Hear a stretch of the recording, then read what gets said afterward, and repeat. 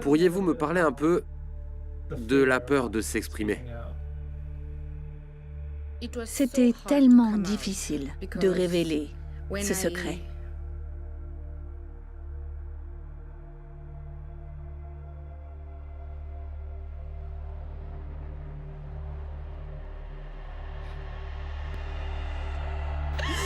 Jésus, viens m'aider, je n'en peux plus. Vous vous retrouvez à faire de la prostitution, vous vous retrouvez à forniquer, vous vous retrouvez à faire toutes les mauvaises choses.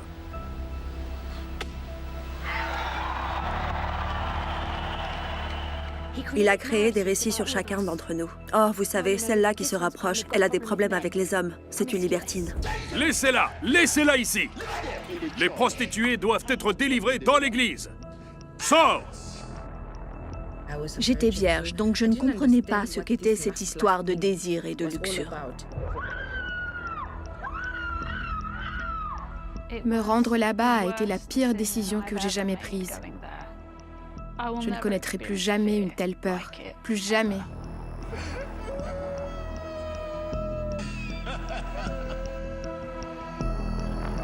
Tout le monde voulait savoir comment il avait obtenu son pouvoir, mais l'histoire n'était que du vent. Il y a un sorcier ici. Vous n'êtes pas pasteur, mais vous vous dites pasteur. Parce que vous utilisez un pouvoir maléfique. Le monde a besoin de connaître la vérité sur l'identité de TB Joshua. Mon père avait peur. Il avait peur, une peur constante. Il avait très peur que quelqu'un parle, qu'on le confronte et lui fasse répondre de tous les actes qu'il a commis. Sors!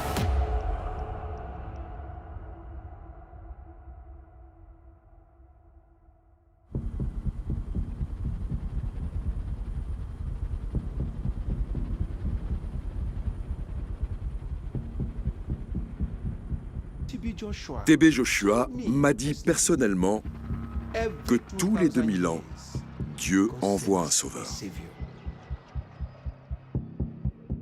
Le mandat du Christ est terminé et qu'il est maintenant le prochain.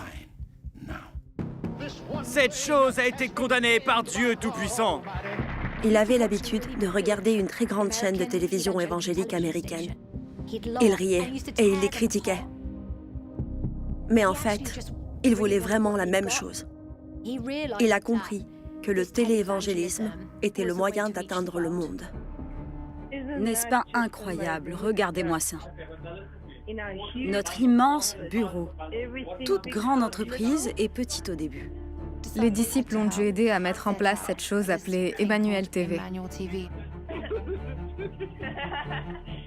Cette chaîne télé diffusée 24 heures sur 24 est consacrée à TB Joshua, qui ne ressemble à aucun autre pasteur dans le monde. Debout! Debout! Venez ici! Venez ici! Où allez-vous? Où allez-vous? Il suffisait qu'il entre dans un bâtiment pour que ces mauvais esprits se mettent à trembler.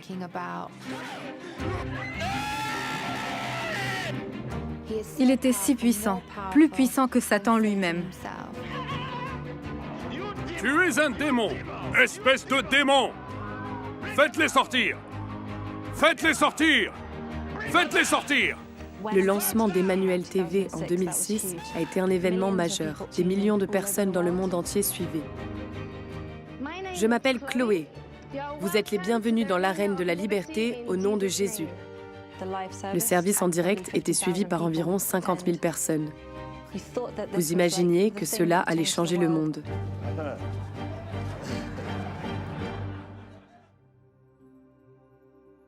Certaines personnes avaient cessé d'aller dans leur propre église. Elles restaient chez elles et regardaient Emmanuel TV. Tout le monde voulait avoir le privilège d'accompagner, de rencontrer ce grand géant appelé TB Joshua. J'avais 17 ans lorsque j'ai rejoint la synagogue église de toutes les nations. C'est Emmanuel TV qui m'a attirée. J'ai eu l'impression d'avoir enfin trouvé mon but dans la vie.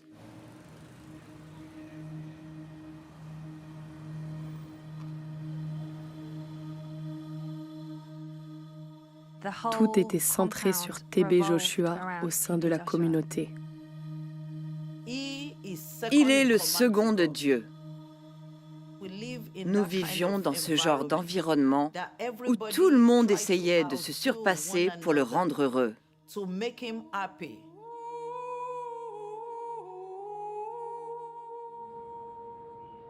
La chambre ou l'appartement de TB Joshua se trouvait tout en haut, à l'extrémité du bâtiment de l'église. Il n'a pas de maison propre où il loge avec sa famille. Non. Sa femme se trouvait à un tout autre étage. Il habitait tout seul. Nous avions l'habitude de l'appeler le 5e parce qu'il était au 5e étage. C'était un ensemble de chambres présidentielles très somptueuses. Papa, comme nous l'appelions. Il avait de jeunes Nigérians à son service, dans sa chambre du 5e. Il lui apportait tout ce qu'il voulait. Il le coiffait, il lavait ses caleçons. On nous appelait les frères du 5e. Ce sont des jeunes comme moi qui avaient l'opportunité de servir le prophète. Nous le servions littéralement comme une servante sert les rois. Les gens comparent le fait d'être un frère du 5e à celui d'être son esclave personnel. Parce que vous devez être présent pour répondre à tous ses besoins. Ma seule préoccupation est de savoir où il est maintenant. A-t-il mangé? A-t-il pris son bain? Sa douche est-elle prête? Il faut être présent dans son intimité, si je puis dire, même lorsqu'il est nu. Vous voyez tout.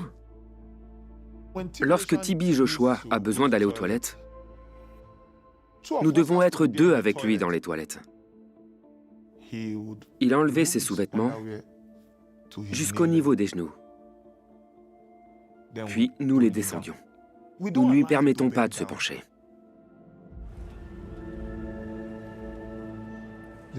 Il s'est passé beaucoup de choses étranges à huis clos. Ses sous-vêtements. Ses sous-vêtements. Vous savez qu'il porte du blanc. La plupart du temps, il verse ce miel. Il le verse dans ses caleçons. Il verse du miel dans ses sous-vêtements. Il porte le sous-vêtement après y avoir versé le miel. Je me suis demandé ce que cela signifiait. Pourquoi fait-il cela?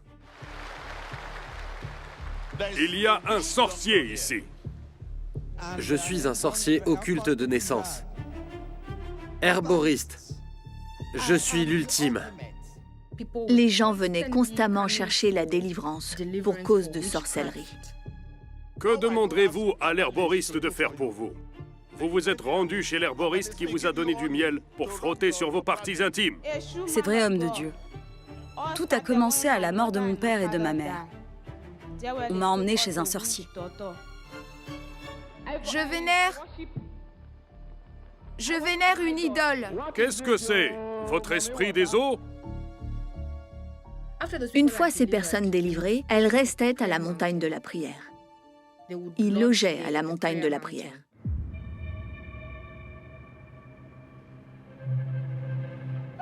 Alléluia! Aujourd'hui, nous commençons la synagogue ici. C'est la montagne de la prière, le site d'origine de la synagogue, église de toutes les nations. La montagne de la prière, lieu marécageux que TB Joshua a fait drainer. Il possède différentes îles sur le lac. Et chacune d'entre elles possède des huttes de prière différentes. Des maisons de prière, de petites huttes. Il ne se passe pas une semaine sans qu'il s'y rende. C'est là qu'il séjourne et qu'il effectue la majeure partie de son travail.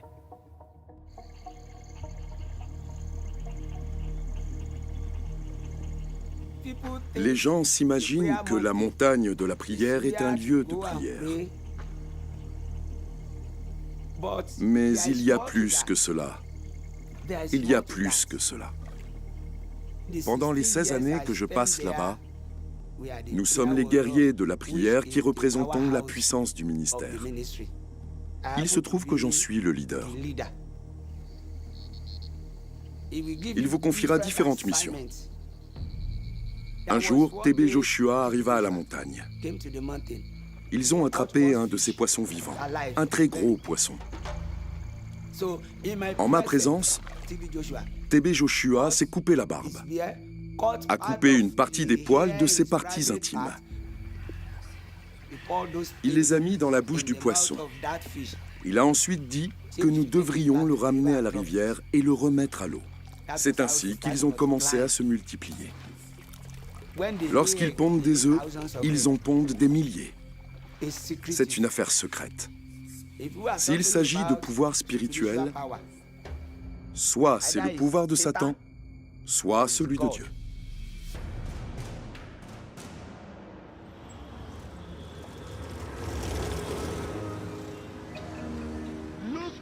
Détachez-moi, Seigneur, de toutes les relations charnelles. L'immoralité sexuelle était un sujet courant dont il parlait toujours. Vous avez un esprit d'aguicheur. Oui, homme de Dieu. Cet esprit est comme un chien. C'est vous qui cherchez des hommes pour le sexe.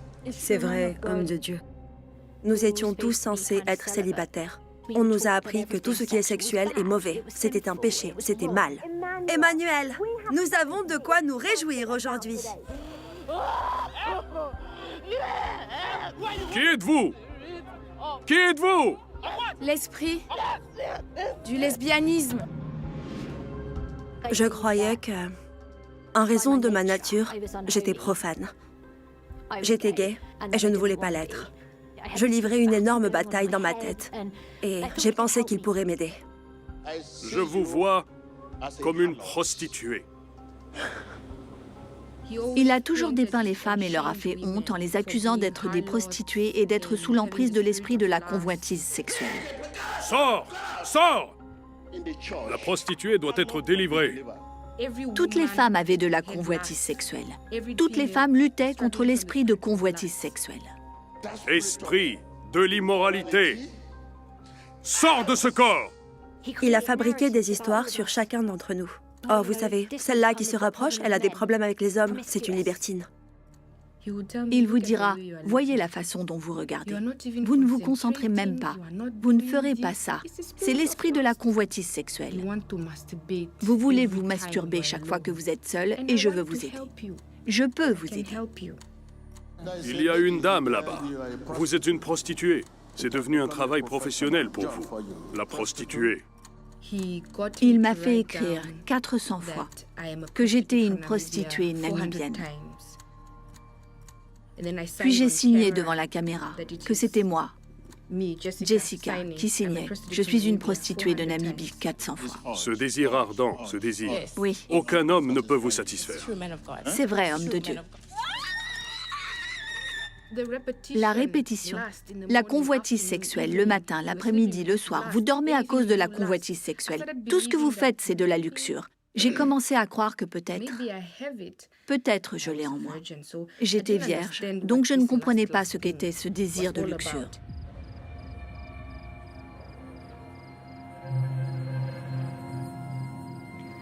Nous avions cette culture bizarre selon laquelle nous devions lui téléphoner avant d'aller nous coucher. Il y avait des téléphones partout dans l'église et il était considéré comme très impoli de ne pas appeler. Il s'agissait d'un rituel, comme les prières du matin ou du soir. Tu disais « Bonne nuit, papa. Bonne nuit, monsieur ».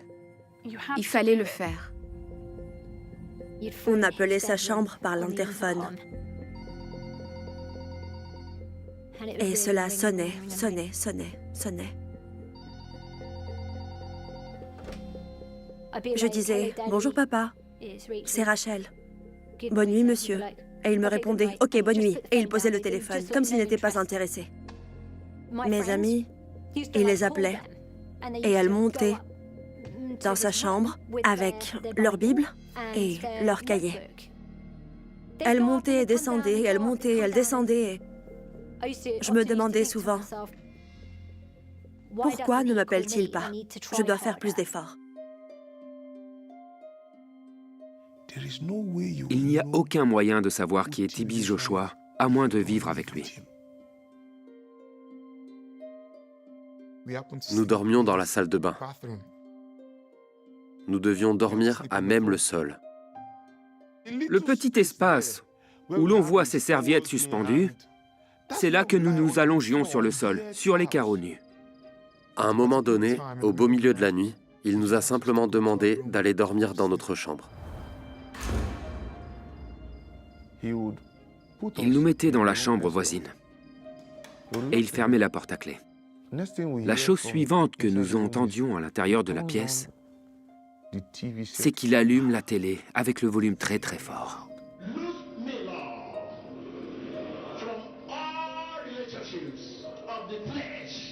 J'étais curieux. Pourquoi papa nous enfermait-il dehors? J'étais curieux. J'ai donc dû jeter un coup d'œil sous cette porte. Lorsque j'ai jeté un coup d'œil sous la porte, j'y ai vu le pied d'une dame. Elle était à genoux, près de la longue chaise. J'ai alors compris qu'il se passait quelque chose là-bas. Il se passait des choses. C'est comme si quelque chose de sexuel se passait ici. Je savais que sa femme n'était pas là. Sa femme n'a jamais eu accès à sa chambre. Il nous a fait croire que sa femme est toujours envoyée pour le tenter. Beaucoup de pensées me traversaient l'esprit. C'était comme si papa essayait de cacher quelque chose.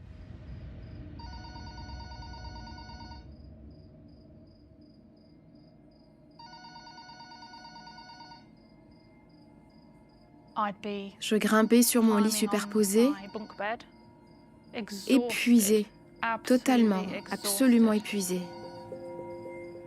Et on vous tapait sur l'épaule. Papa t'appelle, papa t'appelle. Oh, je veux que tu montes.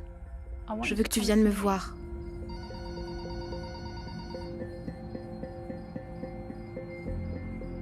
Un soir, je l'ai appelé et il m'a dit « Ok, tu t'es bien débrouillé aujourd'hui. » Et il m'a dit « Ok, monte, apporte ta Bible. Et regardons tes annotations bibliques. » C'était au petit matin. 3, 4, 5. Tu étais tellement épuisé. Et ce, avec 2 heures de sommeil de la nuit précédente. La pièce était comme un sanctuaire. La moquette était si douce, très épaisse. C'était luxueux, de grands rideaux flottants. Il était torse nu et portait un short. Assis sur sa chaise longue. Et il m'a demandé si je pouvais lire certaines de mes notes. Il me faisait signe de m'agenouiller à côté de la chaise longue. Il me demandait comment j'allais, comment ça allait, et vous savez qu'il m'aime beaucoup. Et comment Dieu va m'utiliser à fond. Tu es si doué pour prêcher. Ne me quitte jamais. Ne me quitte jamais. Non, non, papa, non. Je ne te quitterai pas. Il a dit au garçon qui se trouvait dans sa salle de bain qu'il devait dormir. Il s'est levé et a verrouillé les portes. Et il a éteint les lumières.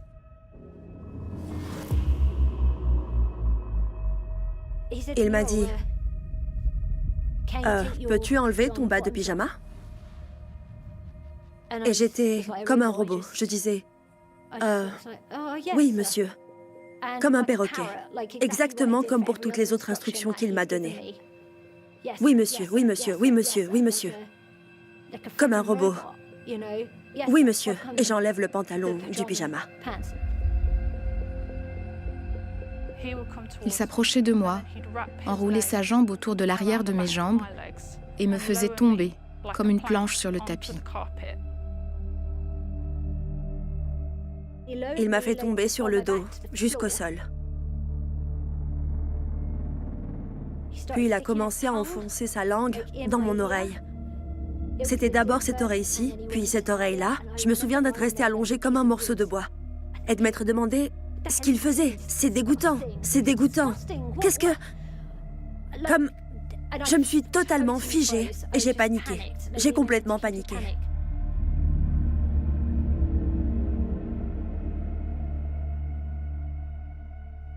Il grinçait, enfonçait ses doigts et sa langue dans mon oreille et je suis allongée là. Et en 5 minutes, il avait fini son affaire et se masturbait littéralement sur moi. Et puis il se lève et dit « Ok, tu peux y aller. »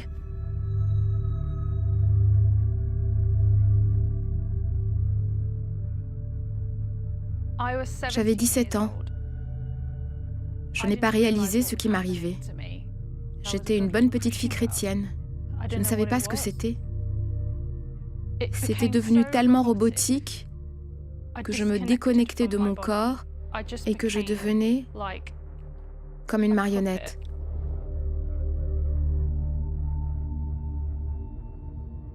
En montant dans sa chambre au milieu de la nuit, je voyais toujours des jeunes filles descendre les escaliers. Je me demandais parfois si elles passaient par la même expérience que j'avais avec lui.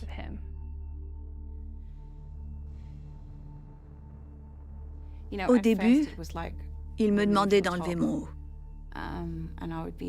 ce qui me mettait mal à l'aise. Et si je ne faisais pas ce qu'il voulait, il me menaçait.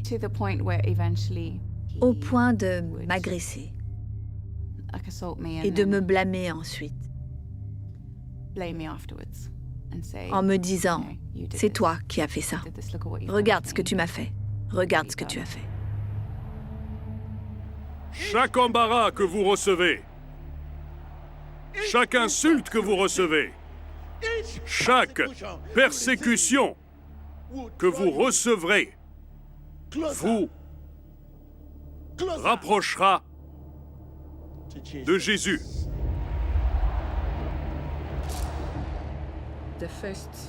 La première fois qu'il a eu des rapports sexuels avec moi, il a touché ma poitrine, il m'a serré dans ses bras et a respiré bruyamment. Je suis allée voir l'un des disciples. Est-ce qu'il vous touche de manière inappropriée? Elle a sursauté et dit non. C'est mon père, même s'il me touche, même s'il me serre dans ses bras, je sais que c'est mon père. Vous vous confiez à quelqu'un et avant que vous ne vous en rendiez compte, réunion, réunion, réunion. Dès que l'on entend la sonnerie de la réunion, tout le monde se met à trembler. Qui sait ce qui va se passer maintenant?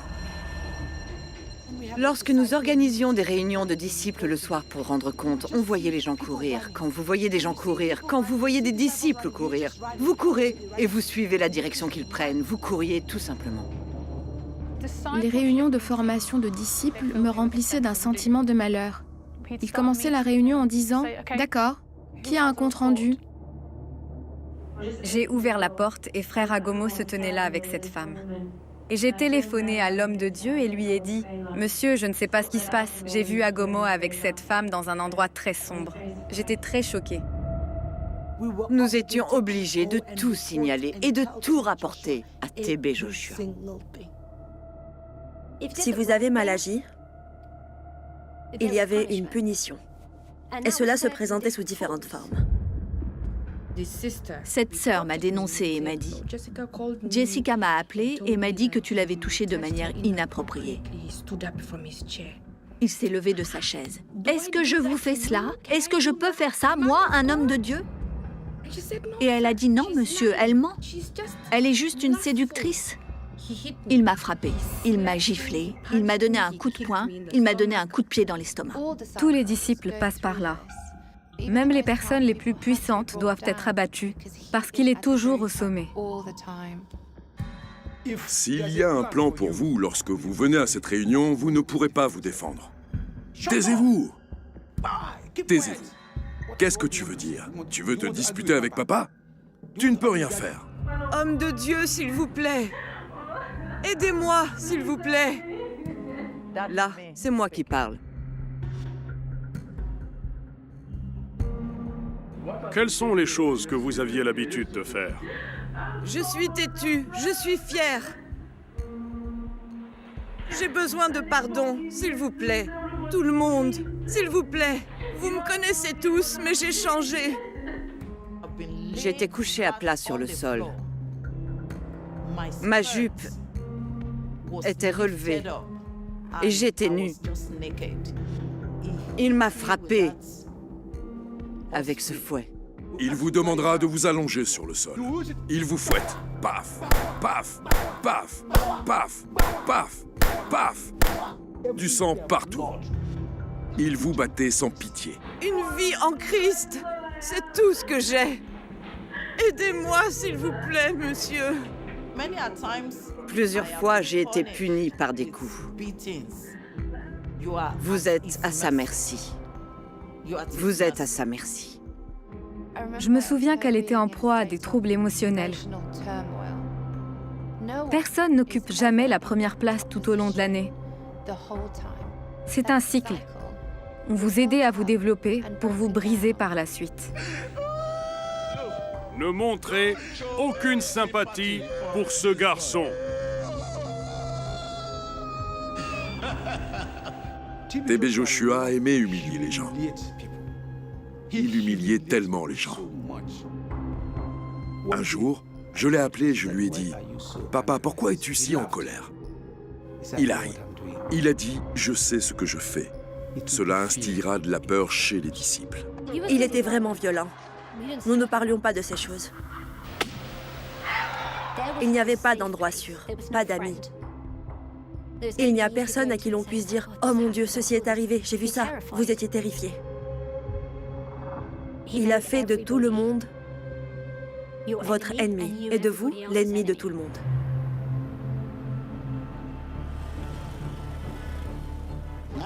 Je sais ce que c'est que d'être pauvre, et je sais aussi ce que c'est que d'avoir plus que ce qu'il faut. Leurs frais de scolarité, du primaire à l'université, je suis prêt. TB Joshua a deux visages. Le visage sur Emmanuel TV et le vrai visage. Vous n'êtes plus une pauvre femme. 1 million de naira pour vous.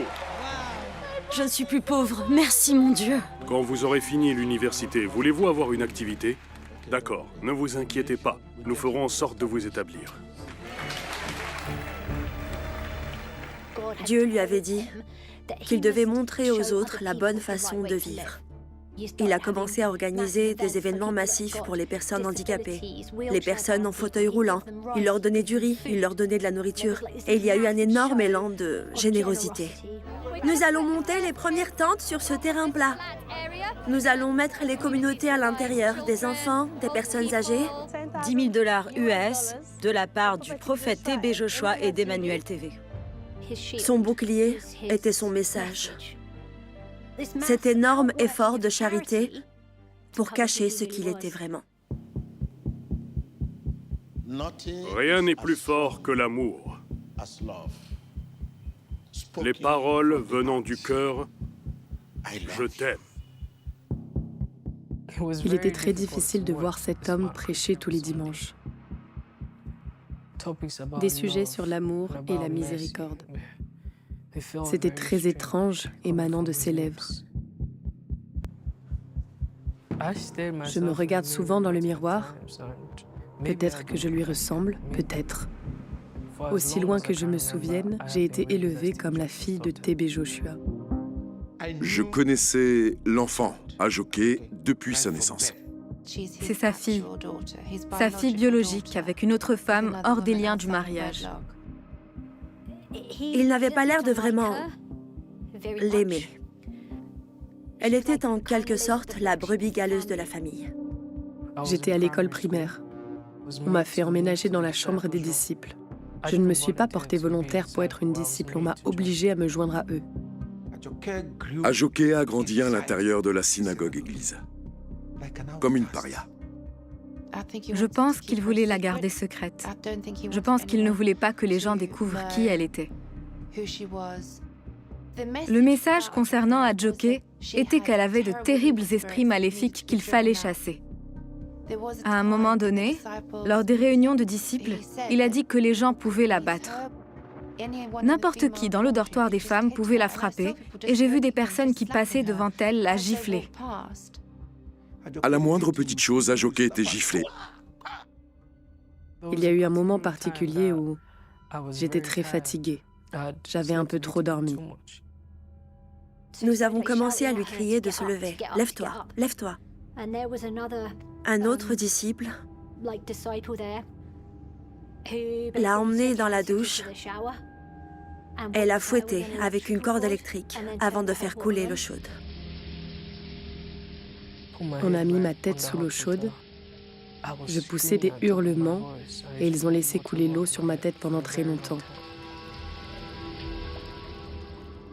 Il s'agit de plusieurs années de maltraitance, des abus constants, des abus qui ne s'arrêtaient pas.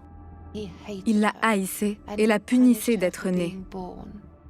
Son existence était probablement la plus grande menace pour sa réputation. Je ne pouvais même pas avoir d'identité. Cette douleur ne peut être exprimée par des mots.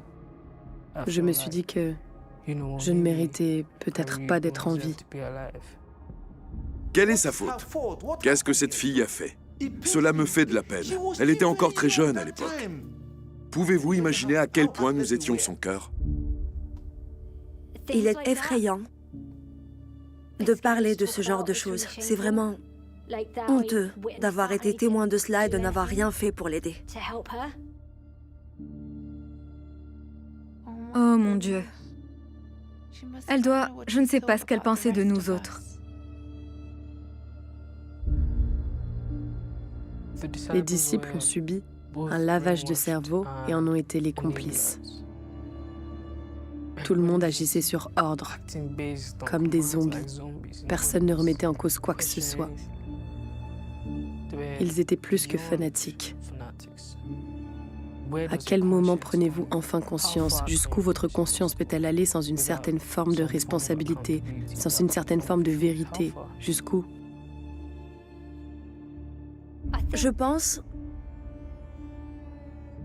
que ce qui est vraiment difficile à comprendre, même pour moi, c'est comment quelqu'un peut être assis ici avec un esprit sain maintenant, raconter des événements si atroces qui se sont produits, ne rien faire pour les arrêter.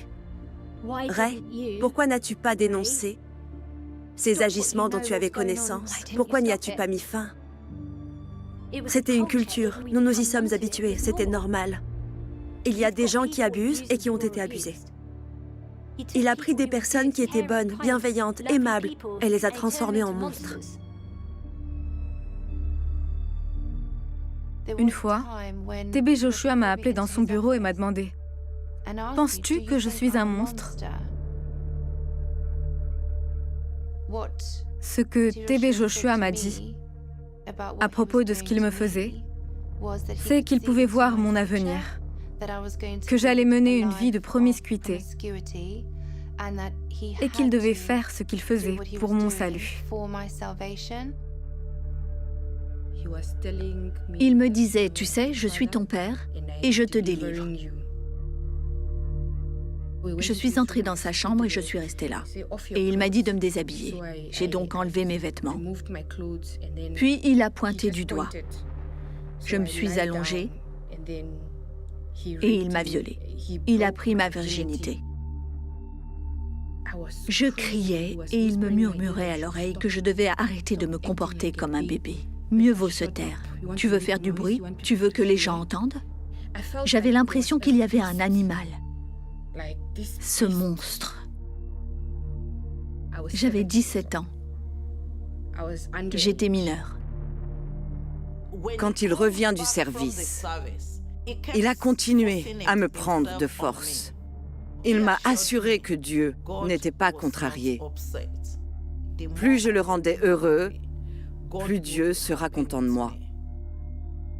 Il m'a attrapé et m'a serré très fort contre lui. Il m'a alors littéralement poussé sur le lit et s'est jeté sur moi.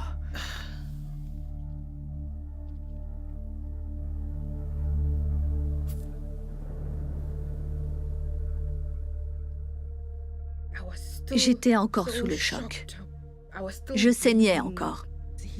Il a craché sur le sol. Il m'a ensuite pris les mains et m'a regardé droit dans les yeux en disant « Je vois que tu es mon enfant maintenant. Ne me trahis pas. » Vous étiez absolument pris au piège, parce que vous étiez là pour le salut, et il était le seul à pouvoir vous donner le salut. Et je m'étais dit que personne ne voudrait jamais de toi, et qu'il n'y avait pas de maison pour toi. Et je savais juste, je me disais simplement que c'est ma vie. Je n'avais pas d'alternative. Écoutez, chaque fois que vous étiez appelé, chaque fois qu'il disait « Papa t'appelle ». Oh mon Dieu. Dans tous les cas, tu devais y aller. Et le problème, c'est qu'il fallait mettre ses sentiments de côté et y aller. Regardez l'écran de votre télévision en ce moment même. Le colocataire de quelqu'un a mis cette fille enceinte. C'est un garçon qui m'aidait. Il l'a violée. Ne mentionnez pas le viol, personne ne l'a violée. C'est une séductrice, l'esprit de la tentation. Vous dites viol, vous l'avez entendu dire esprit d'aguicheuse. Chassons cet esprit d'elle. Oui, ok. C'était un prédateur sexuel. C'était un ritualiste. TB Joshua m'a demandé de lui trouver des vierges, amener des jeunes filles dans le giron des disciples. Au milieu de la nuit, cette personne était appelée dans sa chambre pour qu'il puisse la déflorer. Quand ces filles sortent, il prenait généralement tous les draps de lit et tout le reste. Il emballait tout et les emmenait à la montagne de la prière.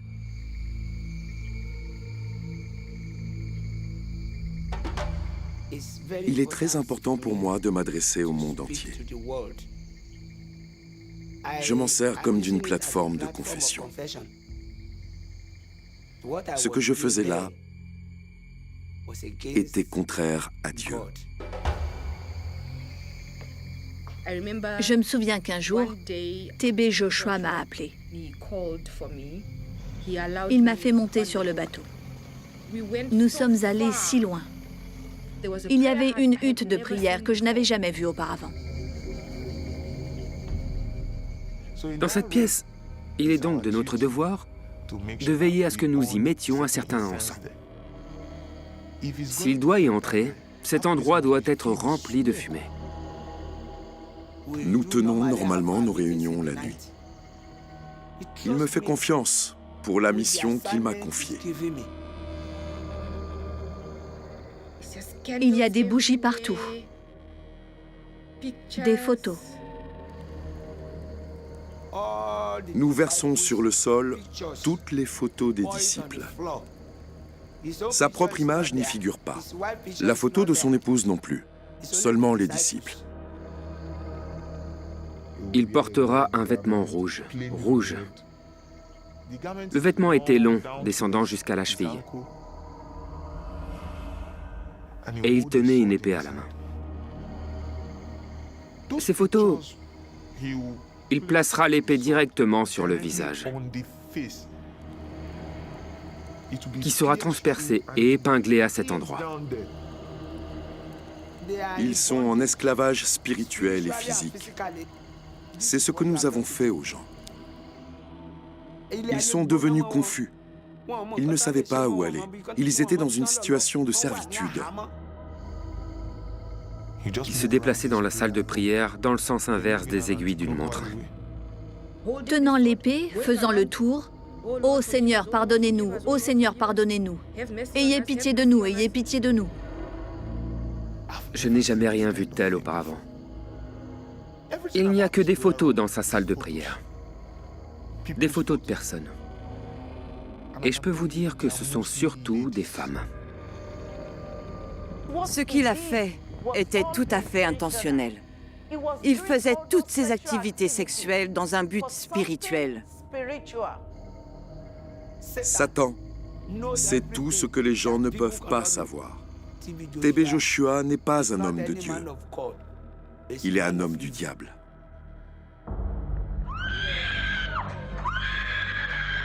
Levez-vous! Levez-vous! Il y avait un système qu'il utilisait pour abuser de ces femmes. C'est lui qui a dessiné le plan de son appartement. C'est lui qui l'a conçu. L'ensemble du bâtiment a été conçu pour garder des secrets. Plusieurs portes, des entrées et sorties multiples. Les escaliers que l'on peut emprunter pour accéder au 5e étage étaient au nombre de 4. J'appelle une dame Je lui dis que le prophète veut vous voir. Il m'indiquera l'escalier par lequel elles doivent passer. Il vous indiquait toujours l'entrée à prendre. Quelle porte emprunter? Il peut demander aux dames de passer par n'importe quelle porte, afin que les gens ne les voient pas. Il vous demandait toujours, quand vous arriviez, « Est-ce que quelqu'un vous a vu ?» Et vous répondiez « Non, monsieur ». Puis il me violait à nouveau. C'était un processus, un cercle vicieux. Nous étions aveugles de ce qui se passait sous nos propres yeux.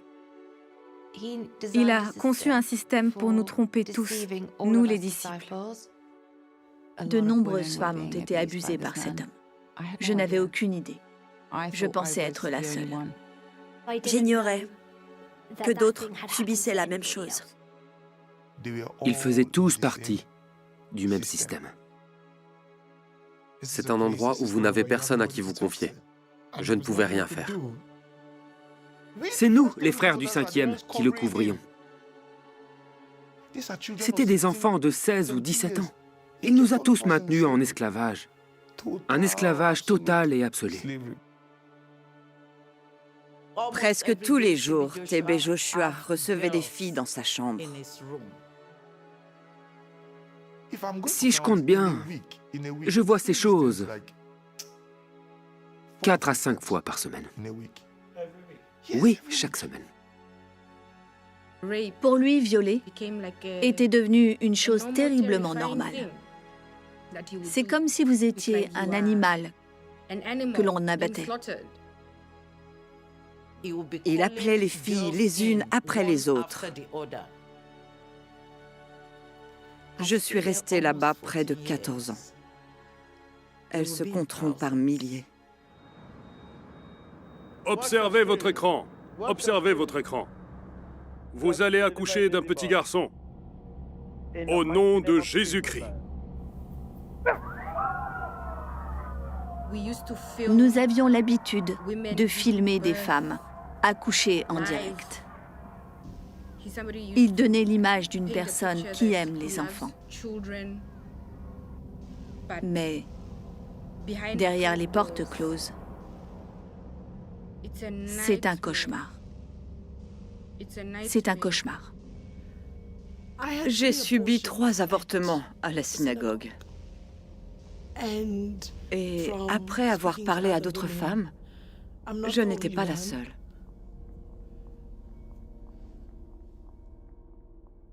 Si l'une d'entre nous tombait enceinte, il disait « Vous ne pouvez pas trahir l'homme de Dieu. Nous devons faire quelque chose à ce sujet. Les femmes qu'il viole sont contraintes d'avorter. » Je n'ai jamais eu le choix de garder ou non un enfant potentiel. J'avais l'impression que mon corps ne m'appartenait pas. Tu le sais, tu ne vois pas tes règles le premier mois ou le deuxième. Tu dois en parler et... Tout cela se faisait en secret. L'une de ces vieilles mamans vous emmenait dans sa clinique. J'ai assisté à de nombreux avortements. De nombreux avortements. Ils ne peuvent pas être comptés. Ils ont commencé à le faire à l'intérieur de la synagogue. Il y a un endroit qu'on appelle le département médical.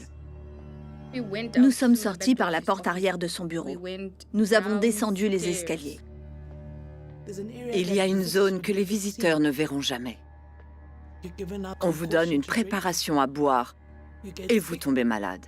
Ou bien, elles mettent ces instruments métalliques dans votre vagin. Et elles en extraient tout ce qu'elles peuvent. Et vous ne savez pas si elles vous retirent l'utérus ou si quelque chose ne va pas. Elle me pressait le ventre et je devais évacuer toutes ces choses. Il disait « Sors, sors, sors ». Parfois, les choses tournent mal. L'une d'entre elles a failli mourir dans la synagogue.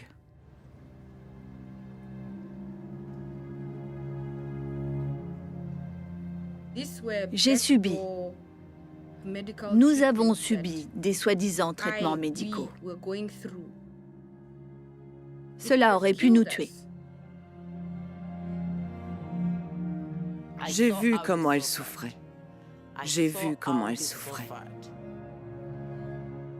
Il m'arrivait d'aller dans la suite avec terrasse. Je regardais la route principale. Je pleurais. Je pleurais.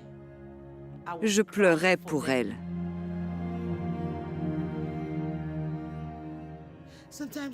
Parfois, je chante sur scène et les gens doivent penser que je pleure parce que le Saint-Esprit est là. Mais en réalité, vous êtes morte à l'intérieur. La première fois que je l'ai rencontré, il avait l'air serviable, il avait l'air aimant, sans savoir que derrière cette façade, c'était un sadique, un psychopathe. Et je voulais être connectée à Dieu. C'est pourquoi je suis restée là-bas. C'est pourquoi je continuais à faire de mon mieux.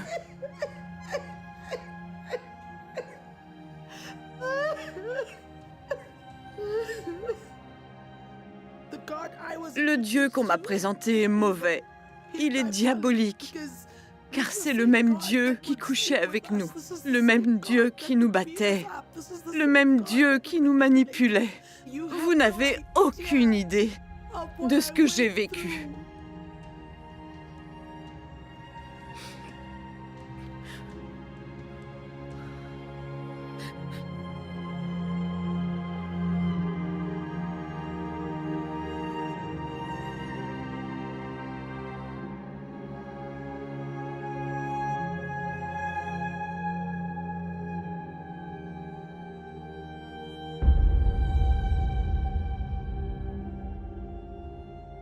Chaque fois que j'ai été battue, chaque fois que j'ai été humiliée, cela me rappelait que quelque chose n'allait pas dans le système. J'ai vu des femmes disciples monter dans sa chambre. Elles s'absentaient pendant des heures. J'entendais des rumeurs. Cela m'est arrivé. Il a essayé de coucher avec moi. Trop de gens disaient la même chose. Des témoignages de personnes ayant subi des abus sexuels.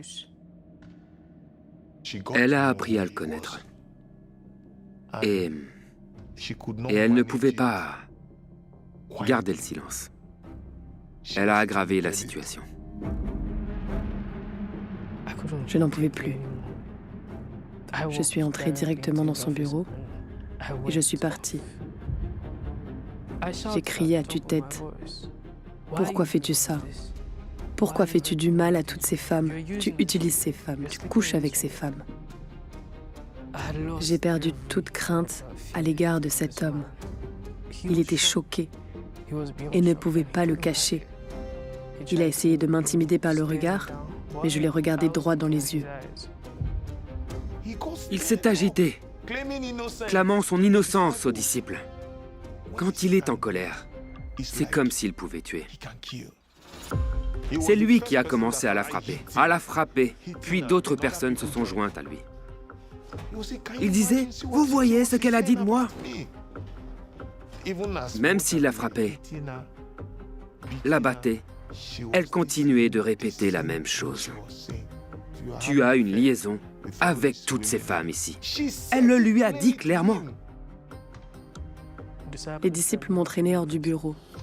J'ai été placée dans une pièce totalement isolée du reste de l'église. Il l'enfermait dans une pièce pendant des mois. Je ne vous dis pas des semaines, des mois. Je me demande comment j'ai pu survivre pendant cette période, car il me frappait avec des ceintures et des chaînes. Je ne pouvais même pas me lever pendant des jours après ces coups. Je ne pouvais même pas prendre une douche. Il essayait tant bien que mal d'empêcher les gens de m'écouter. Il s'est simplement senti menacé par le fait que je savais ce qui se passait. Adjoké a eu l'audace de l'affronter devant ses disciples. Je la considère comme une héroïne. Le regarder et lui dire qui il est. Ah, elle était courageuse. Cet enfant voyait ce que nous ne pouvions pas voir et ne cédait pas aux mensonges. Et elle a été punie pour ça. Il a créé l'image d'un être intouchable, d'un être parfait. Mais je pouvais voir clair au travers de cette image. Je voyais un homme très vulnérable qui avait très peur de la vérité. Il avait très peur que quelqu'un s'exprime. Confrontez-le et faites-lui répondre de tous les actes qu'il a commis. Tout pouvait mettre le feu aux poudres et aurait pu exploser en un instant.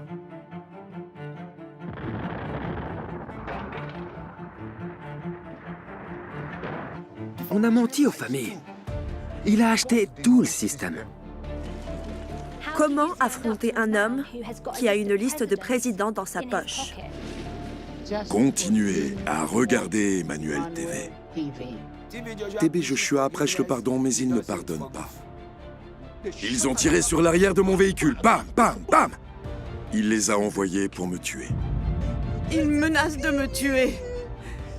Partout où j'allais, c'était la guerre.